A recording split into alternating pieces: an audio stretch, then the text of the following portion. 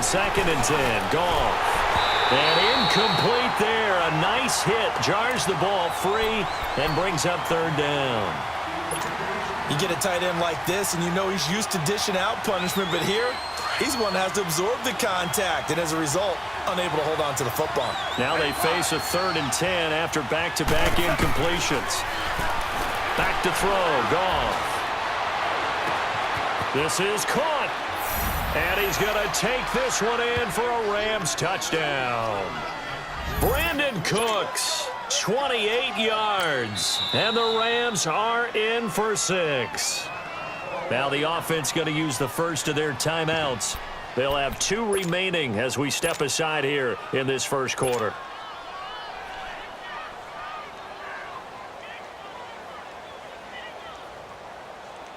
So the call's made by Sean McVay. They're going to go for 2.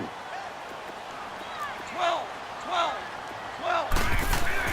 Goff throwing again. And this is intercepted, but they'll say out of bounds. Oh, very close to a turnover there in the end zone.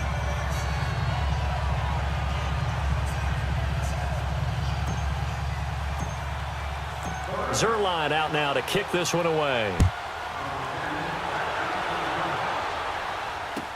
That'll be taken in the end zone.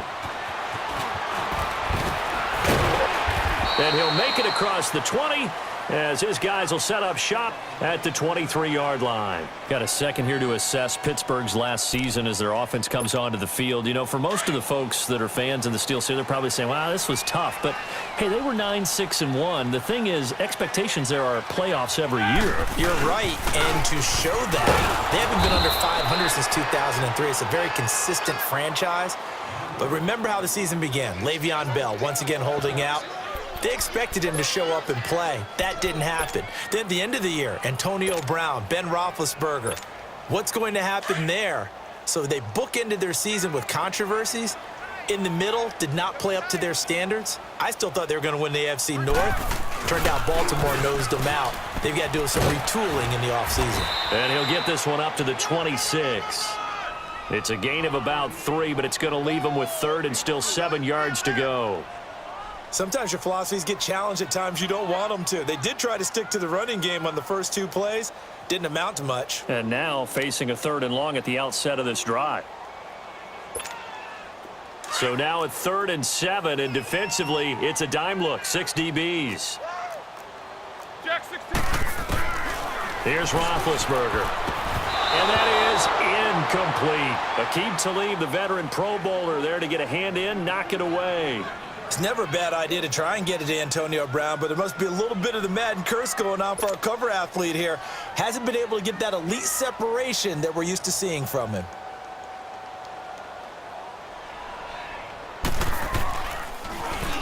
Barry on to punt as he gets this one away. Officially, that'll be marked down as just a 28-yard punt. And the Rams will go on offense here with a 1st and 10. Rams take the field again here on offense. Last week we touched on it a bit earlier, but defeating Dallas to stay alive in the playoffs. They really handled Dallas, and you said that you thought they did a nice job of taking some of the pressure off Goff and giving it to the running game. And when you think back to those Rams teams in St. Louis, the so-called greatest teams on turf, they threw the heck out of the football. But in this running game against Dallas, they put up 459 total yards, only 186 of those from the right arm of Jared Goff. That's a franchise playoff record.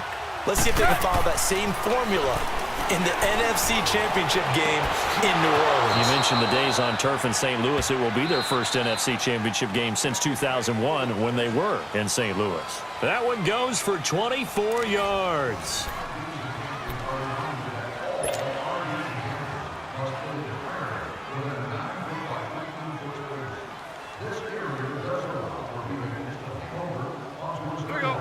So they'll come up 1st and 10 now from the 33.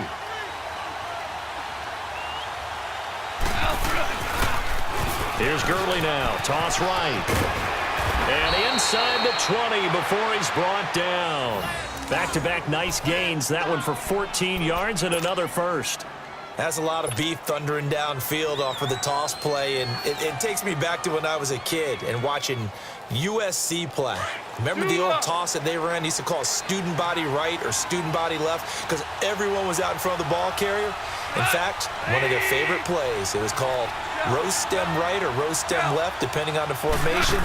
28 toss. And 28 toss was their bread and butter. And he'll take this down for about 4 yards, down to the 15. Typically, we think it's the strong safeties that are better tacklers, especially closer to the line of scrimmage amidst traffic. But in this case, how about the free safety coming up and making the big-time play? He takes us down to about the 12 for a gain of 3. Well, so many times we look at a short run and we praise the offense for trying to set the tempo and establish things, but the defensive guys, hey, they just won the battle there. It wasn't a big run given up. They don't always have to absorb the body blows. Sometimes they dish them out themselves. Just a 1-yard pickup there, and it'll be 4th down.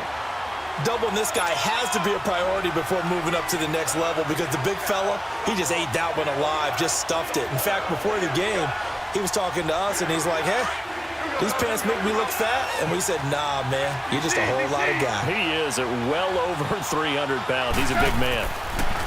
Now gone. This is caught. And he couldn't quite get there. Tackled down at the 1. Some collective exhales over there on the sideline. A big pickup through the air on 4th down to bring up 1st and goal. Here we go, guys. Here we go.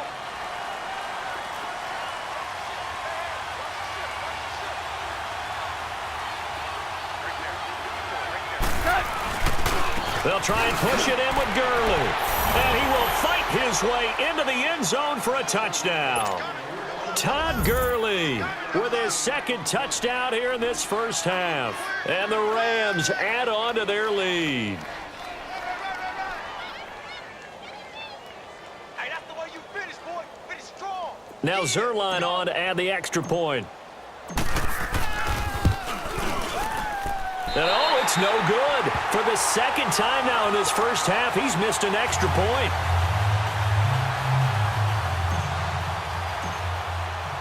Zerline out now to kick this one away.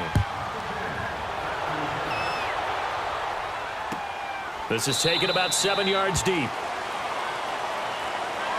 Well, as they take the field here for the next drive, let's talk about the AFC Championship game. How excited are you for Mahomes and Brady, Chiefs and Patriots? I'm very excited because, remember, this is a rematch game, just like in the NFC, where they played in the regular season, but this time the site is different.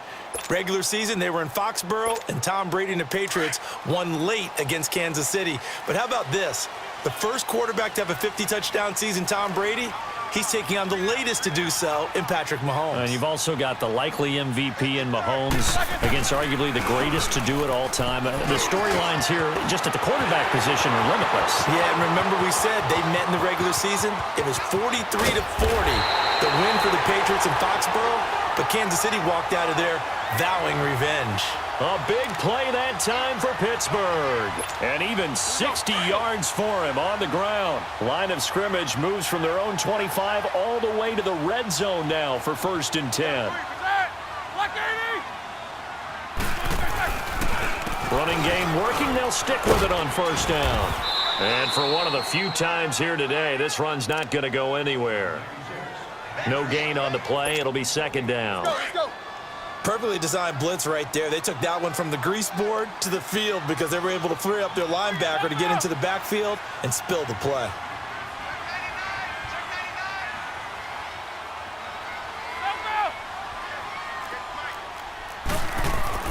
On 2nd down, Roethlisberger. And it's intercepted. Picked off inside the 5. And he is going to get this one back to the 20-yard line. With that ball hitting the ground, let's take a spin around the league real quick. You know, last week we discussed the head coaching vacancies. There were 8 of them. Well, a lot of those places have already found new coaches, Charles. Some old faces in new places. Bruce Arians in Tampa Bay. Adam Gase staying in the AFC East, jumping from Miami to the Jets. And how about some of the new fellas? Yeah, how about Cliff Kingsbury? He went to USC to be the offensive coordinator after losing his job at Texas Tech. Ends up being the head coach of the Arizona Cardinals. Freddie Kitchens gets the job in Cleveland, gets the promotion. Vic Fangio finally getting his shot to be a head coach. He's going to Denver. And Matt LaFleur, he's going to work with Aaron Rodgers in Green Bay. That leaves us with 2 remaining spots, Cincinnati and Miami, still searching. After the incompletion, they'll try once more from the 20-yard line on 2nd and 10. 2nd and 10, Goff again. He's going to loft one deep left side here. That's caught inside the 20. And he takes it down deep into Pittsburgh territory.